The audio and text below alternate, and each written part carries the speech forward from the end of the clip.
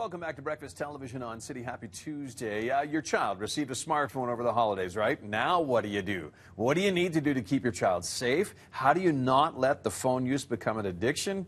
All good questions, right? That's where tech safety expert Paul Davis comes in. Paul, by the way, does regular safety talks with kids in schools in and around the city of Calgary. You're here for a few weeks. Almost 3 weeks. This time of year, visiting a whole bunch of schools in Calgary. Okay, and you said there's some key points, Ted, that we have to kind of touch on in this. And why don't we talk about who owns the phone first? Okay. Most importantly, understand that you own that device. The parent owns the device. Right. We want to walk through this. You probably went over the holidays and purchased the phone. Yeah. You made the financial transaction.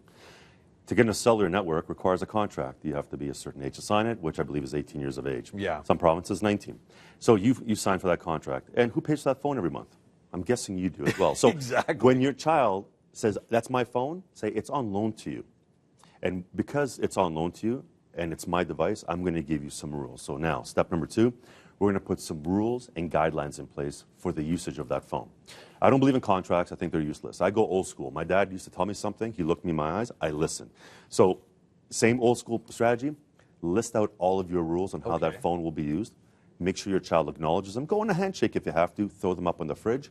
And always remind them you have to follow these rules to use that device. Failure to abide by them, you're going to take it away. Not for an hour, not for a day, but for days. And you're going to make them feel pain of being disconnected from that lifeline that they have to the world, right? Yeah. And in those rules, what I would suggest, number 1, that product, that phone never ever makes its way into their bedroom. Okay. Technology combined with a child's curiosity, and that technology is connected globally, is a recipe for danger. So at home, it's what's called a handheld check-in. When you, Ted, the dad, goes to bed every night, your child's device goes to bed with you. I go to bed early, too. Awesome. Yeah. Oh, your kid's going to love me.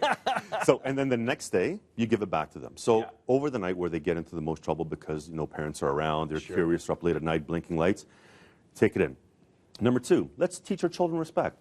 No technology at the dinner table. Dinner table, out of bounds. Absolutely. Okay. But you have to lead by example. Of course. So if you're going to tell your kids no technology, your technology Mine better has be to be buried. away. Exactly. Okay, So for that hour or 45 minutes, spend quality time with your child. And it prevents them from falling into the addiction trap, which is, I have to respond every time there's a blinking light. Because what's happened now is you've given your child a device that connected with data, mobile data, and Wi-Fi. It's an always-on device. Remove them from the ability to always have to respond. It's not that important. Family is most important. So after dinner, go back to checking your device. So those 2 rules, incredibly important. Security. Well, it's your device. If you loaned them, we need to secure it. Putting simple 4-digit passwords on there are horrible. I'm not a believer. It's not enough, right? Not enough. Okay. I'm not a believer in 4-digit passwords or patterns or fingerprints. Just don't like them. And if you want to go down the cyber world, fingerprints, retina, and facial recognition, we just don't subscribe to. So what I would do initially is I would create a really, really strong password. At minimum 7 digits, but I would prefer something like a word with some characters and numbers along with it as well. Combination type thing. Okay, Exactly. Now, as the parent who owns the device, you're going to have a copy of that password. Yeah. If that password ever changes without your consent, of course, you're going to implement the consequences, which is you're going to take it away. Take the device away. Because here's what's going to happen to that phone. Once in your lifetime, according to stats, your device will be lost or stolen. Sure.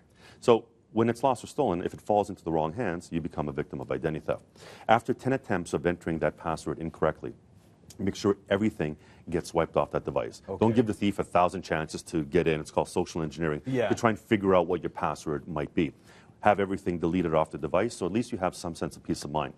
If you've purchased your child a brand new phone, I encourage you, if you still can, contact your cellular provider and see if they have an insurance plan, which I would suggest grabbing for the first year. Okay. In case the device gets lost or stolen, and again, the probability is there, what's going to happen is you will have to fulfill your contractual obligation, which is usually 2 years right now. Sure. And you have to buy another phone, bring it back onto the plan to fulfill it. So now you're going to spend full pop on a brand new phone.